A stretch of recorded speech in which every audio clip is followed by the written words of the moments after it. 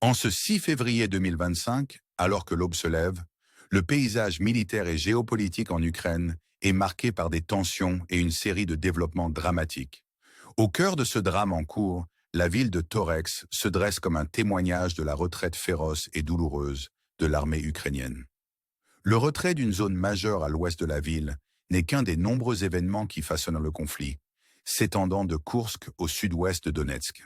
Ce large spectre d'engagement met en lumière un champ de bataille dynamique, rempli de manœuvres stratégiques et d'alliances changeantes. Notre rapport vise à plonger dans ces développements complexes en fournissant un compte-rendu détaillé de l'état actuel, tout en adressant un salut chaleureux aux abonnés du monde entier. Alors que nous pénétrons au cœur de ce conflit, nous commençons dans le sud-ouest de Donetsk, une région embourbée dans une lutte acharnée où les troupes russes ont longtemps maintenu un sac de feu. Pour l'armée ukrainienne, la situation est désespérée alors qu'elle fait face à une avancée implacable du nord, de l'est et du sud, les forces russes se rapprochant d'Andrika, d'Asn et Selenivka. Les tentatives ukrainiennes d'évacuer les troupes et d'établir des ponts de fortune sur la rivière Souki-Yali sont confrontées à des bombardements intenses, rendant l'évasion presque impossible. L'échec à prendre des décisions opportunes aggrave encore les défis auxquels est confronté le commandement ukrainien, car les forces russes maintiennent un contrôle de feu sur des zones clés et détruisent un équipement d'ingénierie critique déployé pour les traversées de rivières. Cette domination tactique de la Russie dresse un tableau sombre pour l'Ukraine, car toute tentative de renforcement semble futile et ne fait que prolonger la souffrance des soldats ukrainiens. La domination militaire russe est évidente à travers leurs attaques stratégiques sur les mouvements ukrainiens au sein des localités d'Uli et de Dasn, renforcées par les capacités de surveillance des drones FPB. Des rapports récents de divers médias, dont Diken, confirment des avancées russes significatives, notamment la capture de toute la zone et d'Andrika. Ces développements soulignent la position de plus en plus difficile des forces ukrainiennes, piégées dans un chaudron qui se resserre dans le sud-ouest de Kokao. La capture de ces zones est non seulement confirmée par Diken, mais également corroborée par des sources telles que SIA Maps, qui mettent en évidence les gains stratégiques réalisés par les troupes russes. En nous tournant vers le nord, le village de RNE émerge comme un champ de bataille clé. Les forces russes auraient de progresser, avançant à travers une série de manœuvres visant à pousser vers l'ouest en direction du Dnipro. La ville de Sene, située à l'ouest d'Andrika et de Yasen, est devenue un point focal des assauts russes. Malgré des conditions météorologiques défavorables, marquées par une boue traîtresse, l'armée russe persiste dans son avance, démontrant une résilience et une détermination remarquables pour atteindre ses objectifs.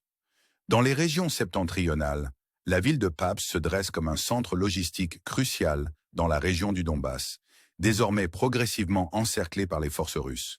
Des rapports de sources tels que SIA Maps et le Comité Z confirment les mouvements de troupes russes le long du chemin de fer en direction de Paps, un développement qui reflète l'approche incrémentale de la Russie pour renforcer son emprise sur des emplacements clés.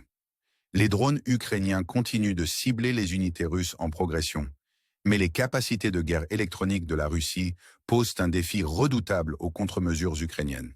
Alors que la bataille se poursuit, l'attention se tourne vers la zone autour de Baranka, où des combats de rue font rage après la chute de BZ.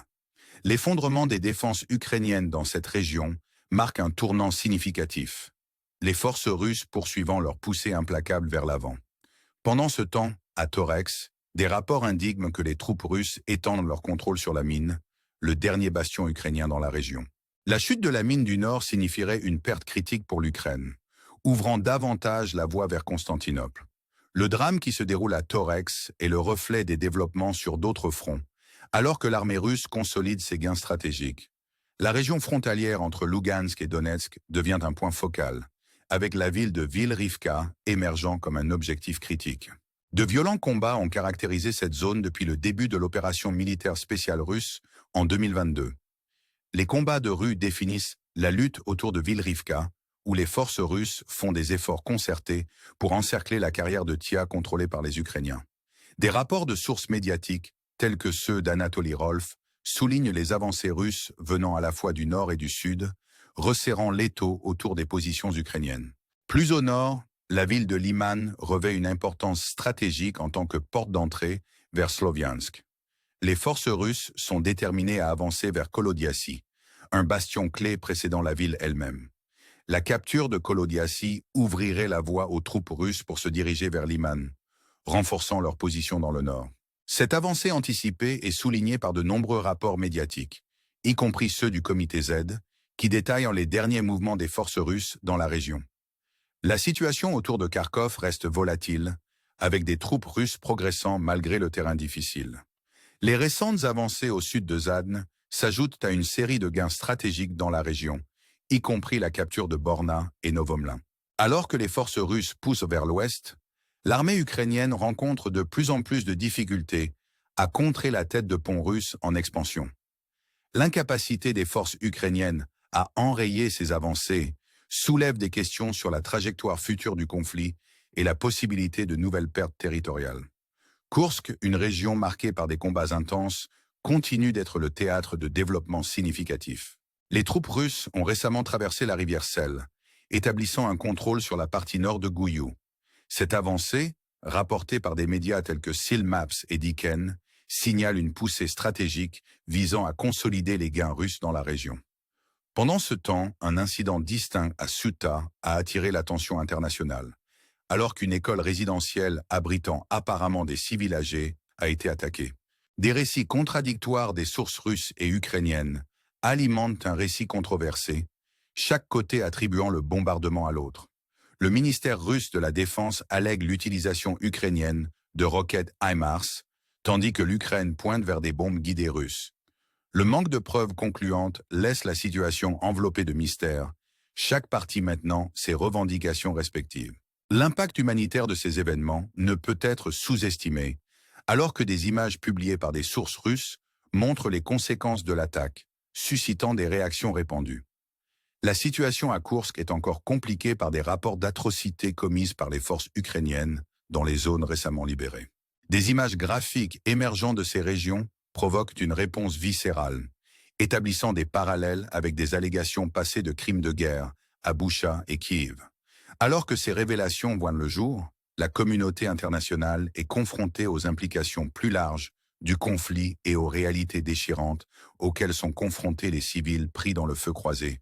Le rythme implacable des développements à travers l'Ukraine souligne la complexité et les enjeux élevés du conflit en cours. Chaque nouvelle avancée ou recul résonne avec des conséquences potentielles, façonnant le paysage stratégique et influençant les dynamiques géopolitiques plus larges. L'interaction complexe des manœuvres militaires, des préoccupations humanitaires et de la diplomatie internationale crée un récit multifacette qui continue d'évoluer chaque jour qui passe. Alors que nous nous efforçons de vous fournir les mises à jour les plus précises et opportunes, nous vous encourageons à interagir avec le contenu, à partager vos réflexions dans les commentaires et à vous abonner pour obtenir des informations supplémentaires sur cette situation en constante évolution. Jusqu'à la prochaine fois, puissiez-vous rester informés et inspirés par le courage et la résilience affichés par ceux qui sont en première ligne.